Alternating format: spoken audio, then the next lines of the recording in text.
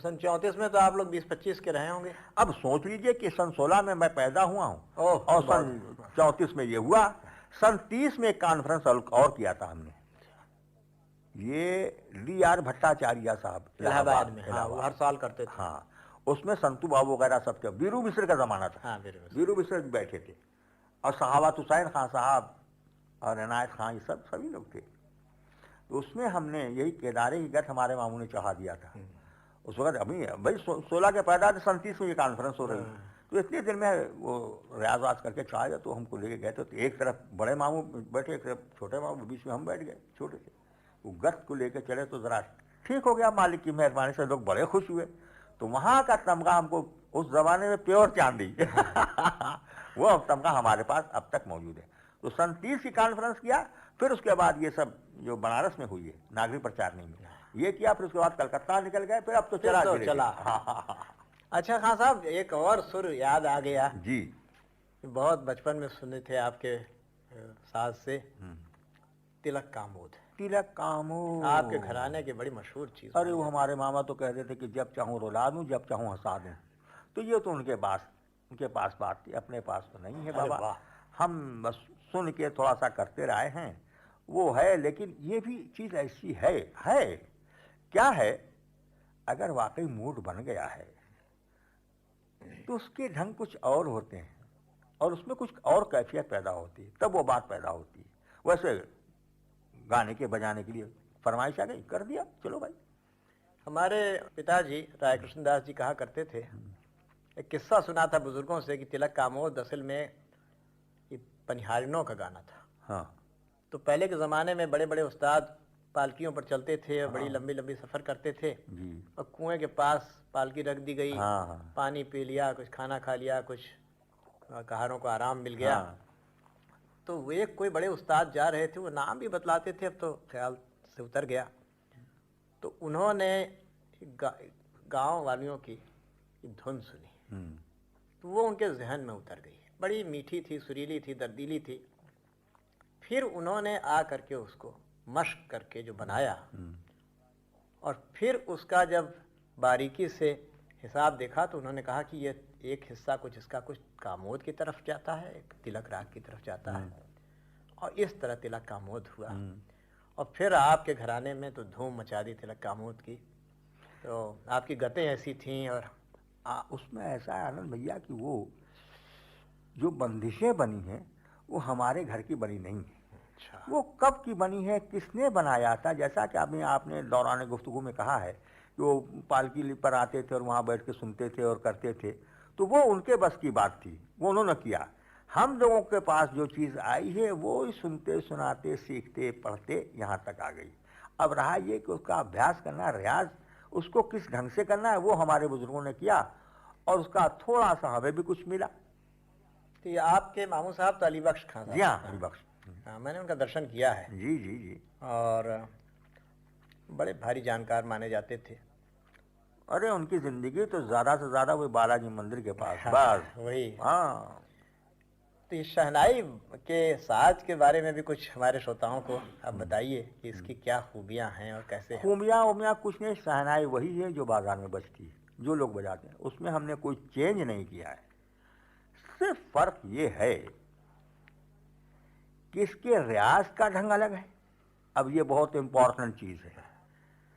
अब क्या बताऊं, चूंकि आप लोग एक ऐसी चीज़ ले रहे हैं कि जो तारीखी चीज़ है, मैं आपको बता रहा हूं, वरना ये सब बताने की चीज़ नहीं है। हम लोग उसी को बताते हैं कि जो खिदमत गुजार हो तभी ले जाएगा। ले जाओ भाई, पैसा नहीं चाहिए, खिदमत करो, ले जाओ। तो इसके करने के ढंग और रियाज के ढंग और है। एक ही राग को 1000 बार रियाज करते चले जाओ, वो बात नहीं आएगी। उसके करने के ढंग कैसे हैं, मसलन खरज बोल रहा है,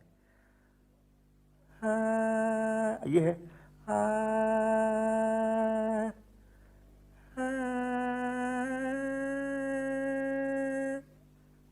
रेगा, ये है ना,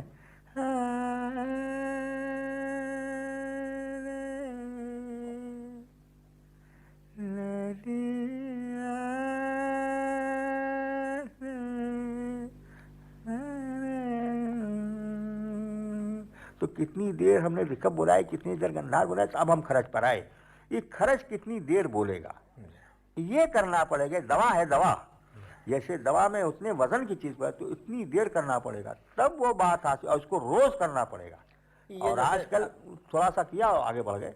अभी आप फरमा रहे थे, बहुत मज़ा आ रहा था ये मन की तरह, कि इसमें जो मीड़ सब पैदा हुई जी। गले में तो भाई भगवान की दी हुई हाँ। है, लेकिन इस हमारे आज तक जहन में ये बात नहीं आई कि इसमें कैसे आप मीड़ पैदा कर लेते हैं शहनाई में। ये साज में देखिए फूंकने का ढंग है, नली वही है, उसके रीढ़ वही हैं, प्याले वही हैं, सब वही है, लेकिन इसमें जो उसकी फूंक होती है, उसके फूंकने का ढंग कुछ अलग होता है। जरा सा साहब कहाँ हाँ, मौका हाँ। मिलता है। अभी देखिए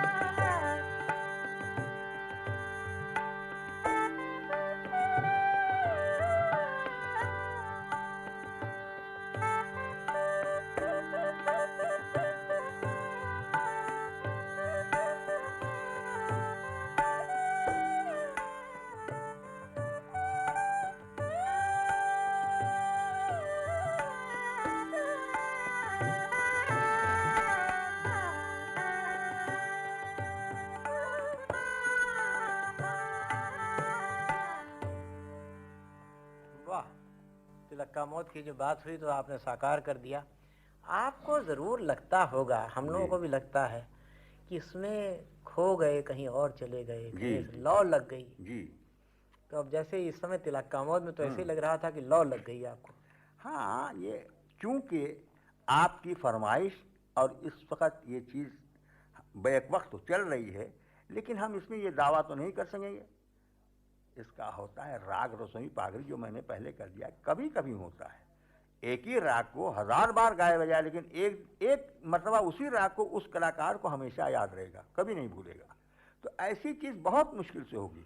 इस वक्त चूंकि इन टाइम हमारे ऊपर एक ऐसी सी चीज़ आ गई, आप कह भी ना, दिल भी चाह रहा, तो हम पेश कर रहे हैं। होगा क्या, वो मालिक बेहतर जानता है। तो इसमें तो आपने करीब करीब सभी अंग दिखला दिए, मुर्कियाँ भी थीं, मीड़ भी थे। और तो अब ये भी एक सवाल आता है जी। कि अब मान लीजिए 1934 से हाँ। या 30 से आप इतने दिन की साधना कर रहे हैं, 57 वर्ष की, इतने म्यूज़िक कॉन्फ्रेंसेस में गए और लोगों से आपका मिलना जुलना हुआ, सुना सुनाया, तो कुछ ये जो 50 बरस से ज़्यादा का वक्त अच्छा बीता, इसके बारे में कोई बताइए कि आपको, जैसे आपने कहा ना कि अब्दुल करीम खान साहब की एक चीज़ जो थी जी। दैया बटलागी, हाँ। अब वो आपके दिमाग में आ गई। हाँ। तो कोई और भी आपको सूरतें याद आती हैं म्यूज़िक कॉन्फ्रेंस की? बहुत सी हैं, लेकिन अब ये सवाल पैदा होता है कि हर एक की कापी है तो अच्छी बात, लेकिन साधना पड़ेगा ना। अगर साधेगा नहीं तो फिर वो खाली नाम का है। जैसे डागर नसीरुद्दीन खान साहब,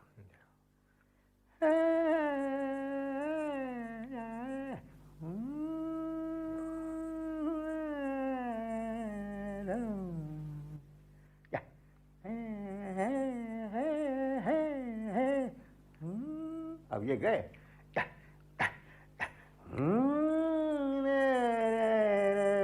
ये पुरानी गायकी है तो अच्छी चीज़, लेकिन अब इसको हम क्या करेंगे? हमको तो भाई ऐसी जगह जाना है जहाँ 2 पैसे मिलेंगे, उनको खुश करना है। अब इसको लेकर चलेंगे तो काम नहीं चलेगा।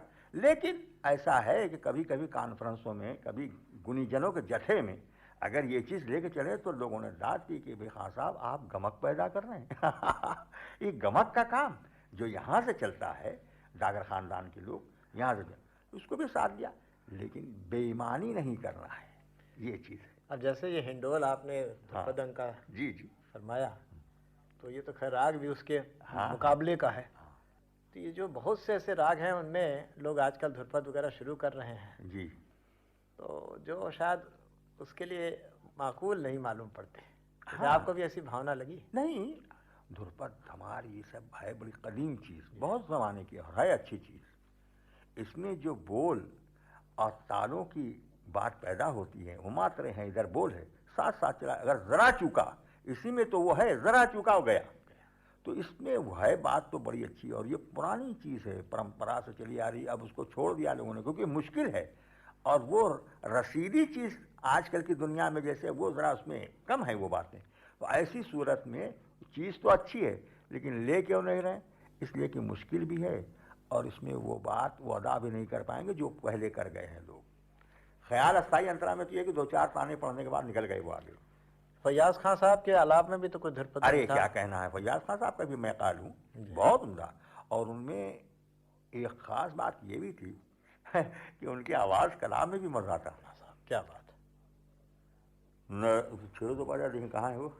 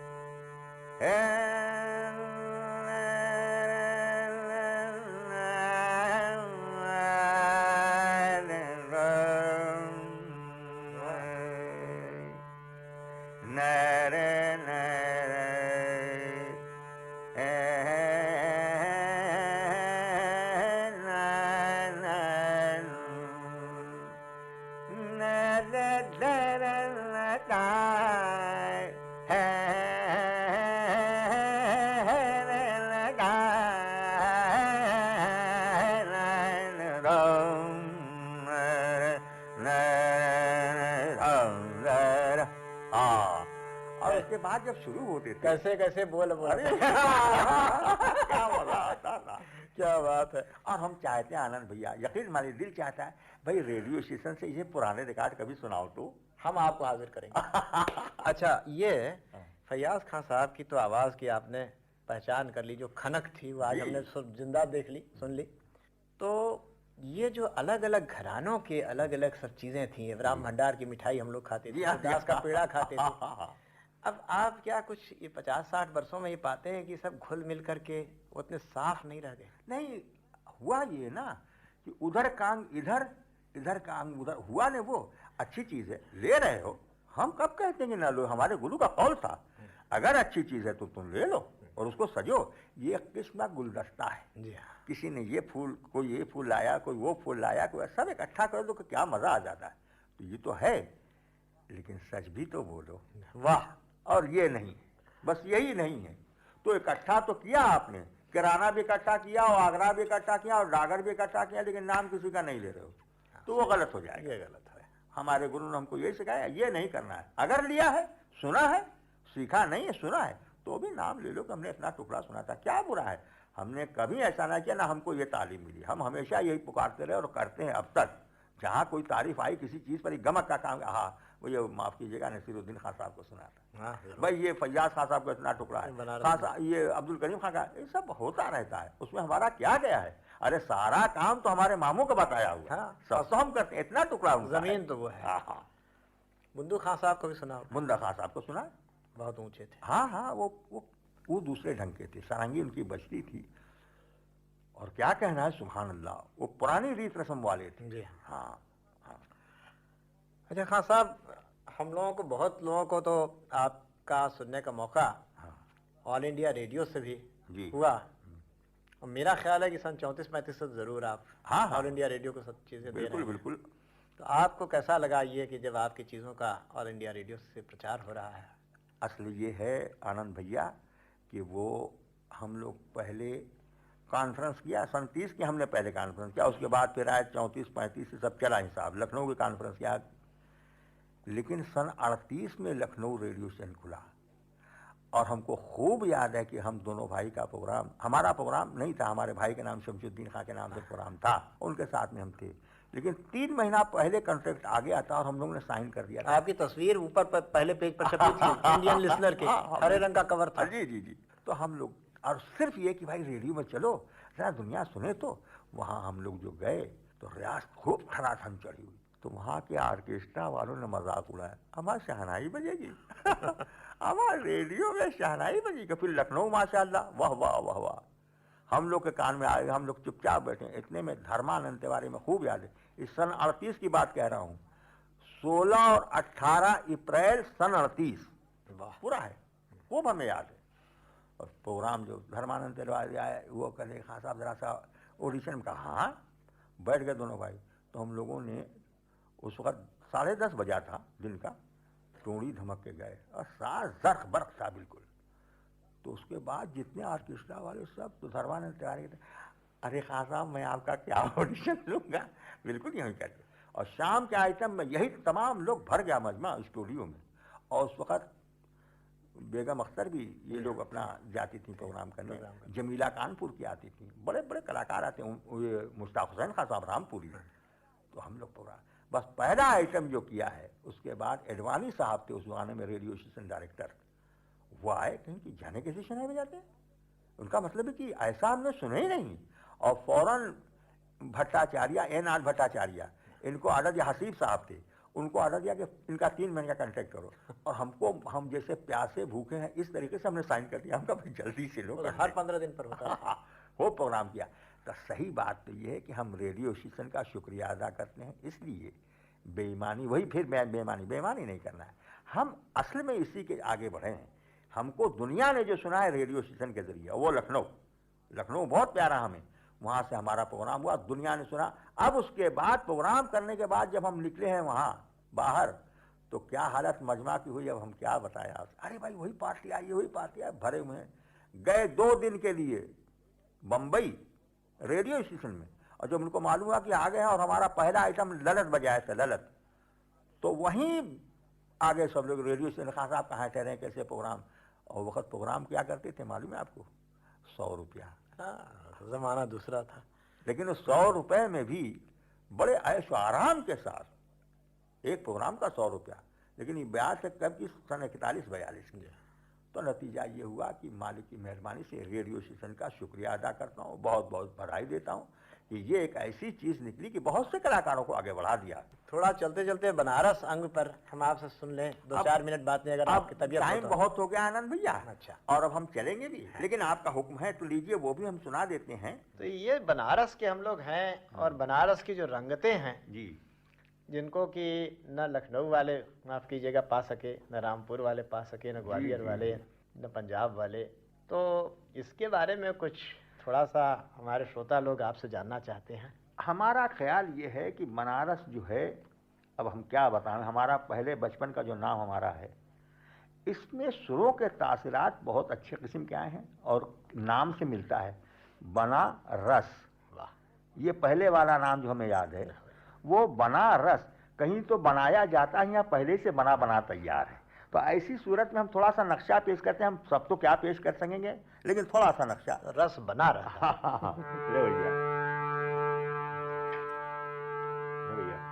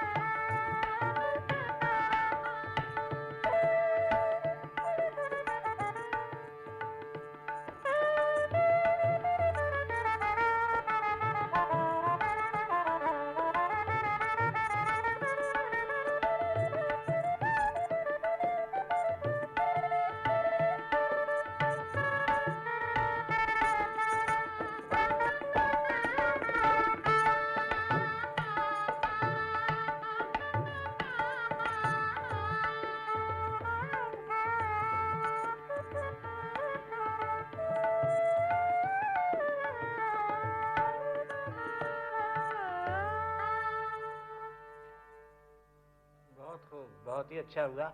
एक और हाँ, एक और भी, अब ये होली का भी मौका है तो मैंने हाँ। सोचा कि कुछ आपको ध्यान में।